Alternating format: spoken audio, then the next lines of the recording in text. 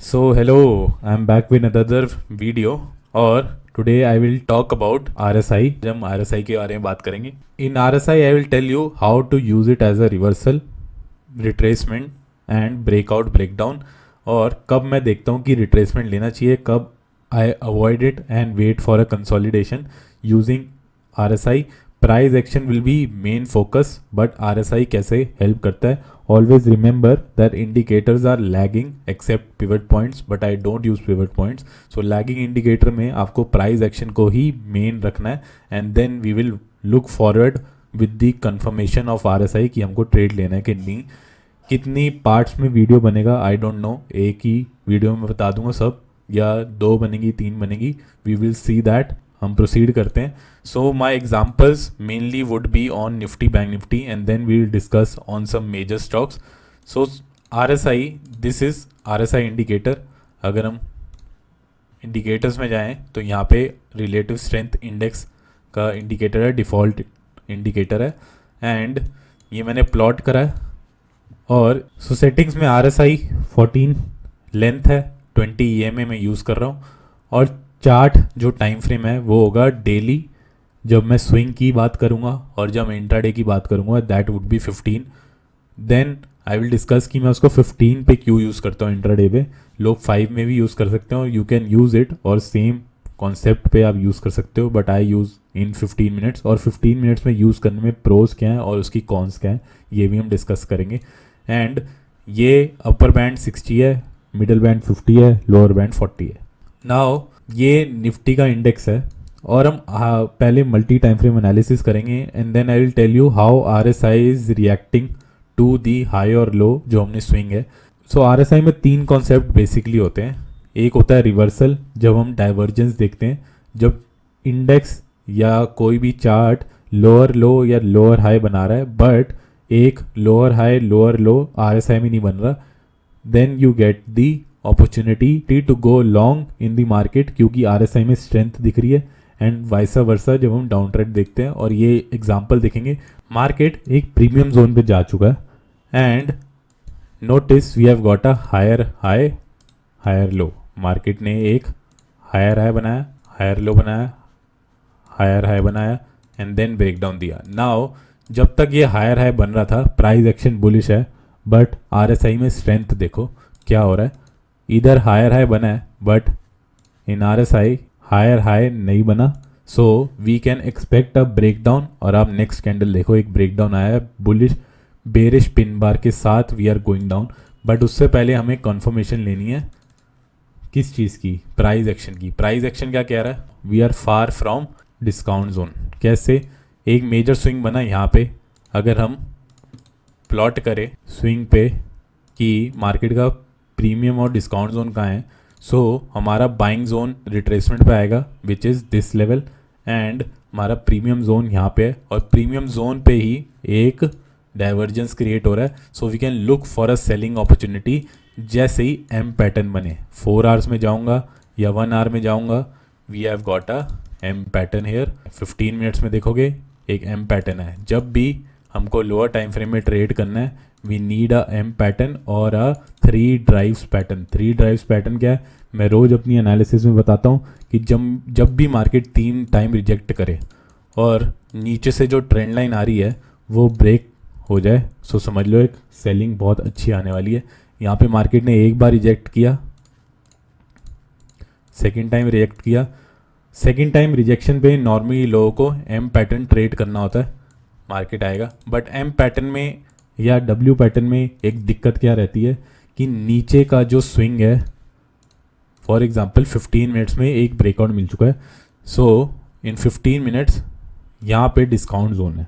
So even though यहाँ ऊपर से एम पैटर्न बन रहा है बट ऐसा हो सकता है कि डिस्काउंट से हमें बाइंग मिले और यहाँ पे सेकंड अगर आप देखो रिजेक्शन पे एम पैटर्न बना जरूर पर रिजेक्ट होकर हम वापस ऊपर चले गए.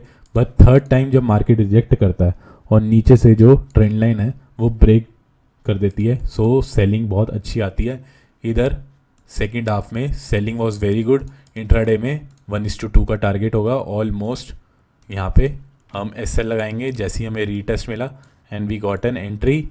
यहाँ पे 15 मिनट्स में भी नोटिस एक higher high, higher low, higher high, higher low, higher high, और मार्केट लोअर टाइम फ्रेम में क्या कर रहा है, लोअर लो बना रहा है। तो डाइवर्जेंस डेली में भी था, डाइवर्जेंस 15 मिनट्स में भी है। That's how you get a conformation कि आपको रिवर्सल की बहुत अच्छी अपॉर्चुनिटी मिल रही है। प्राइस एक्शन को ध्यान में रखना है। डेली टाइम फ्रेम में we were far from discount. कैसे, यहाँ पे हम एक ब्रेकआउट के बाद प्लॉट करेंगे कि डिस्काउंट जोन का है। डिस्काउंट जोन हमारा अल्टीमेट बाइंग जोन है 0.5 to 0.79 which is 21,750 to 21,550 in the charts. आप जा सकते हो, ये ब्रेकआउट आया था अराउंड 12 जैन 2024। ये लेटेस्ट चार्ट्स हैं निफ्टी के, और प्रीमियम जोन पे हम ट्रेड कर रहे हैं। डाइवर्जेंस डेली में भी आ गया है, 15 मिनट्स में भी आ गया है, और एक बहुत अच्छा पैटर्न जिसमें 3 टाइम रिजेक्शन मिला है और नीचे से ट्रेंड लाइन का ब्रेक डाउन हो रहा है। So you get an entry in the lower time frame, higher time frame and swing trading opportunity. Even though हम फिर वापस ऊपर चले गए, क्यों? बिकॉज प्राइस एक्शन ध्यान में रखोगे तो आपको समझ आएगा, यहाँ पे इस वाली स्विंग का अभी तक डिस्काउंट में एंट्री नहीं मिली थी। इस स्विंग पे डिस्काउंट एंट्री कहाँ पे है, 21,404 और 21,170। सो यहाँ पे एक डिमांड जोन है, ये डिमांड जोन मिटिगेट नहीं हुआ है। सो मार्केट अगर आएगा इसके around, so you will get a entry around 0.79। Exactly 0.79 से रिजेक्शन मिला, मार्केट डीप डिस्काउंट आया, 0.5 से भी मिल सकता था। नोटिस 0.5 से रिजेक्शन मिला, क्लोजिंग 0.5 के ऊपर हुई है। एंड क्योंकि ऊपर से भी हमारे पास एक रिजेक्शन है, सो प्रीमियम जोन से रिजेक्शन मिला, मार्केट नीचे आया, 0.79 से ऊपर चला गया। सो जितने भी स्विंग है जिनकी डिस्काउंट मिटिगेट नहीं हुआ है या प्रीमियम मिटिगेट नहीं हुआ है, so you have to take care कि वो लेवल बहुत इंपॉर्टेंट है। यहाँ पे इस वाली स्विंग का डिस्काउंट मिटिगेट हो गया था, बस सेकंड वाले लेवल का नहीं हुआ था।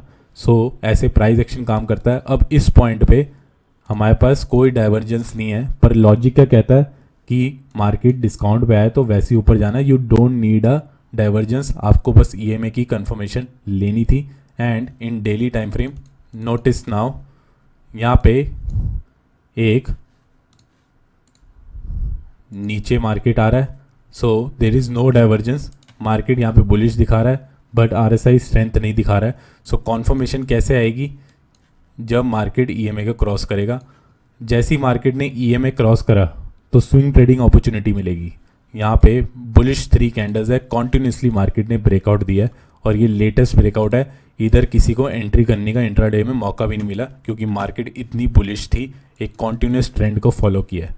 यहाँ पे एक कॉन्टिन्यूस ट्रेंड को फॉलो हो रहा था। यहाँ इंट्राडे में बहुत कम अपॉर्चुनिटीज़ मिली हैं, बट स्विंग में अपॉर्चुनिटीज़ अच्छी थी क्योंकि ईएमए क्रॉस करा और we got a very good entry. So 2 तरीके से रिवर्सल एंट्री हो सकती है। If you get a divergence और आपको पता है मार्केट डिस्काउंट पे आ रहा है, एंटर। और अगर आपको पता है मार्केट डिस्काउंट पे आ रहा है but you don't get a confirmation in higher time frame, go for a EMA support. एक एक्स्ट्रा कॉन्फर्मेशन यहाँ पे मिला और यहाँ पे मार्केट ने ऑल टाइम हाई ब्रेकआउट दे दिया। यहाँ पे इधर कितनी मुश्किल हुई मार्केट को ब्रेकआउट देने में, क्योंकि ईएमए है वो रेजिस्टेंस का काम कर रहा था, पर यहाँ पे ब्रेकआउट मिल गया। सो स्विंग के लिए भी बहुत अच्छी अपॉर्चुनिटी है। हायर टाइम फ्रेम पे कोई आप चार्ट पे ईएमए लगाओगे सो वो भी सपोर्ट करोगे। फॉर एग्जांपल मैं 200 ईएमए और 34 या 50 ईएमए लगाता हूँ, and notice this is 34 EMA, market support कर रहा है। एट द सेम कैंडल यहाँ पे एक बुलिश क्लोजिंग मिली है और सेम कैंडल पे आरएसआई ईएमए को क्रॉस कर रहा है। सो डाइवर्जेंस की जरूरत नहीं है इधर। कहाँ डाइवर्जेंस को प्ले आउट करना है, कहाँ नहीं, वो बहुत इंपॉर्टेंट है। इंट्राडे में divergence plays a very good role अगर किसी को प्राइस एक्शन इतनी इजीली नहीं समझ आता। And now we will take an example of that. ये रिवर्सल बता रहा हूँ मैं, रिट्रेसमेंट नहीं। For retracement I will tell you when to take an entry और ऑप्शन बाइंग कब करनी चाहिए रिट्रेसमेंट पे। I always take an entry in 5 minutes, but मेरा आरएसआई हमेशा 15 मिनट्स में फिक्स हो जाता है जब मैं इंट्राडे में ट्रेड लेने की कोशिश कर रहा होता हूँ। इधर मार्केट ने एक लो बनाया था ऑन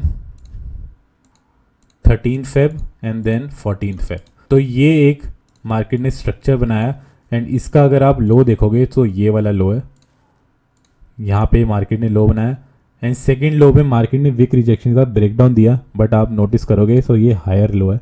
जैसे ही मार्केट ने हायर लो बनाया, you are getting a confirmation कि आरएसआई में की स्ट्रेंथ है मार्केट में, एंड और कोई कॉन्फर्मेशन चाहिए कि प्राइस एक्शन के साथ, तो आपको EMA देखोगे तो यहाँ पे क्रॉस हो रहा है और एक बुलिश ट्रेंड कॉन्टीन्यूसली ऊपर जाता रहा जैसे EMA क्रॉस हो गया. सो EMA provides you an opportunity जब आपको ऑप्शन बाइंग भी करनी चाहिए या नहीं करनी चाहिए. ऐसा हो सकता है मार्केट में डाइवर्जेंस आ रहा हो and you get good opportunity to trade, but option buying के लिए अपॉर्चुनिटी ना मिल रही हो. क्यों? क्योंकि डाइवर्जेंस के बाद भी मार्केट यहाँ ऑलमोस्ट 2 घंटे कंसोलिडेट करा है. On 14 February Valentine's day latest start I, consolidate करा है. तो इधर किसी ने ऑप्शन बाइंग किया होगा तो उनका ऐसे लेट हो गया होगा. रीज़न बीइंग इस लो को रखा होगा तो ये लो हंट हुआ है. नोटिस यहाँ पे मार्केट को अगर आपने ट्रेड किया होगा इस बुलिश कैंडल पे तो वो हंट हो गया. क्यों? क्योंकि यहाँ पे EMA को हमने क्रॉस नहीं किया होगा. सो आई यूज़ EMA अगर मुझे कंफर्मेशन चाहिए डाइवर्जेंस के साथ, डाइवर्जेंस के बिना. ऐसे मेरे 2 सेटअप बन जाते हैं कि जब डाइवर्जेंस आ रहा है मुझे प्राइस एक्शन पे ऑलरेडी पता है. प्राइस एक्शन पे कैसे पता है? क्योंकि मैं 15 मिनट्स में अगर एक फिबोनाची लगाऊं सो मैं डिस्काउंट पे हूं यहाँ पे, मतलब मेरे को कंफर्मेशन मिल गई कि मैं डिस्काउंट पे एंटर कर सकता हूँ. चार्ट क्या कह रहा है कि यहाँ पे एक सपोर्ट है, डाइवर्जेंस बन चुका है क्योंकि चार्ट में लोअर बना है, लोअर लो बना है, बट यहाँ पे RSI में लोअर लो नहीं बना है. इसका मतलब स्ट्रेंथ आ रही है. और अगर मुझे मेरी कैपिटल कम है, मुझे ऑप्शन बाइंग करनी है, सो मैं वेट करूँगा कि मार्केट EMA को भी क्रॉस कर दे. We'll get a very good entry option buying के लिए. And you can hold this trade for the entire day, क्योंकि रिवर्सल में जब भी मार्केट में स्ट्रॉन्ग रिवर्सल आता है मार्केट ऑलमोस्ट अपने नेक्स्ट स्विंग को ब्रेक कर देता है. Notice in any chart you will get very less entries but very good risk to reward when there is a reversal. Reversals are very good trade setups, क्योंकि market जब से market में 5 expiries आई, specially market mean reverting ज़्यादा हो गया. Bullish या bearish momentum कम देखता है, रिवर्स करने के बाद अपॉर्चुनिटी ज़्यादा देता है. तो अगर आपको रिवर्स पता है मार्केट में कब आएगा, so you will get a very good opportunity. और इसलिए ऐसे इंडिकेटर अब काम आते हैं ज़्यादा. Earlier I also use to trade with RSI very less, but now it's very good indicator, क्योंकि आपको रिवर्सल्स पता चल जाते हैं विद डाइवर्जेंसेस या with EMA along with RSI indicator. और EMA यहाँ पे भी हो सकता है और चार्ट पे भी हो सकता है. Now let's take another example. Now notice यहाँ पे मार्केट ने एक हाई बनाया, देन एक और हाई बनाया. मार्केट में एक हाई बना हुआ है और हायर हाई बना हुआ है, पर नोटिस इन दी RSI एक हायर हाई नहीं बना. So you can take an entry. अब यहाँ पे ये लेवल, तो मेरे लिए 3 ड्राइव्स पैटर्न यहाँ पे ऐसे बन रहा है, सेकंड और यहाँ पे थर्ड. अगर नोटिस करोगे तो नीचे की तरफ हमें एक ब्रेकडाउन मिल गया, प्लस RSI सपोर्ट कर रहा है, डाइवर्जेंस है, we can take a reversal entry. So reversal ऐसे ही काम करते हैं. टेक अनदर एग्जांपल, यहाँ पे डाइवर्जेंस नहीं है, एक लोअर लो बना, बट मार्केट ने प्राइस एक्शन में ही दिखा दिया कि मार्केट में काफ़ी स्ट्रेंथ है. At this point of time, you don't need a RSI indicator, but to take a confirmation, RSI में भी lower low नहीं बना है, so we are getting a confirmation. यहाँ पे मार्केट जैसे इस लेवल के ऊपर आया, नोटिस EMA के जब तक नीचे यहाँ कंसोलिडेट कर रहा था, जैसे EMA को क्रॉस करा मार्केट फट गया. पूरा दिन मार्केट मूव करता रहा एंड आफ्टर अराउंड 1 PM और एट दी एंड क्लोज करा अपने ऑल टाइम हाई तक. निफ्टी में ऐसे ट्रेड बहुत हैं. बैंक निफ्टी में देखोगे सेम एग्जांपल्स हैं. यहाँ पे मार्केट नीचे आया, प्राइस एक्शन के बेसिस पे हम लोअर हाई लोअर लो नहीं बना रहे, बट RSI पे बना रहे हैं. तो मतलब RSI दिखा रहा है कि स्ट्रेंथ नहीं है. सो जब भी स्ट्रेंथ नहीं है बट कॉन्फर्मेशन चाहिए तो कैसे लेंगे? जैसे ही मार्केट EMA के ऊपर आया, बुलिश मोमेंटम आया, we can look for a trade entry. So ऐसे रिवर्सल्स काम करते हैं. Even though I would have not taken a trade basis on a reversal, but मैं रिट्रेसमेंट पे ट्रेड लेता, क्योंकि ये रिवर्सल नहीं है, ये रिट्रेसमेंट है. मार्केट कॉन्टीन्यूसली ऊपर हायर हाई बना रहा है. सो यहाँ पे RSI की इतनी ज़रूरत नहीं थी. मैं बताऊंगा रिट्रेसमेंट में भी RSI कैसे यूज़ करते हैं, बट आई थिंक ये वीडियो काफ़ी बड़ी हो जाएगी. तो सेकंड वीडियो में बताऊंगा रिट्रेसमेंट और ब्रेकआउट ब्रेकडाउन्स कैसे देखता हूँ और कब रिट्रेसमेंट अवॉइड करनी चाहिए. जैसे मार्केट में यहाँ पे रिट्रेसमेंट अवॉइड करनी चाहिए थी और ऐसा क्यों, ये I will tell you in the next video. Now back test this strategy on Bank Nifty, और ये काफ़ी वीडियोस हैं डाइवर्जेंस पे कि कैसे उन्हें ट्रेड करना चाहिए, but I am telling with example कि कैसे डाइवर्जेंस के साथ ट्रेड करना है, कब आपको ज़रूरत नहीं है और कब अगर आपको एक्स्ट्रा कंफर्मेशन चाहिए तो RSI पे एक EMA भी होता है और मैं 20 यूज़ करता हूँ।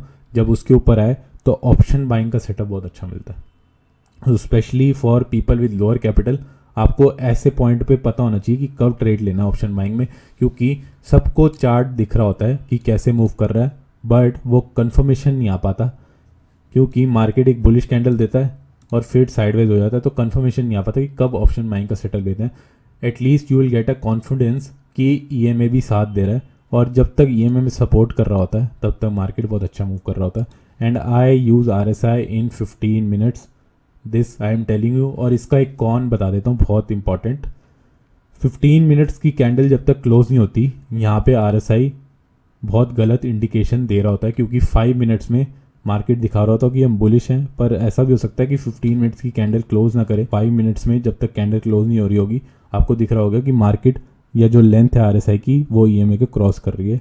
सो you have to confirm it with price action. That's why always say कि चार्ट स्ट्रक्चर पता होना चाहिए कि मार्केट मूव कैसे कर रहा है एंड मार्केट कब रिवर्सल देगा, कब रिट्रेसमेंट देगा, ये पता होना चाहिए। कंफर्मेशन ले सकते हो आप चार्ट RSI से। So this was the first video of RSI indicator. If you like the video, like, share, subscribe। और मैं second video लाऊंगा when to trade and how to trade on retracement, क्या difference होता है reversal retracement में, and कब breakout breakdowns पे trade करना चाहिए और retracements को avoid कर देना चाहिए, या vice versa, और option buying के लिए कैसे help करता है। So if you like this video, like, share, subscribe। Thank you for watching the video।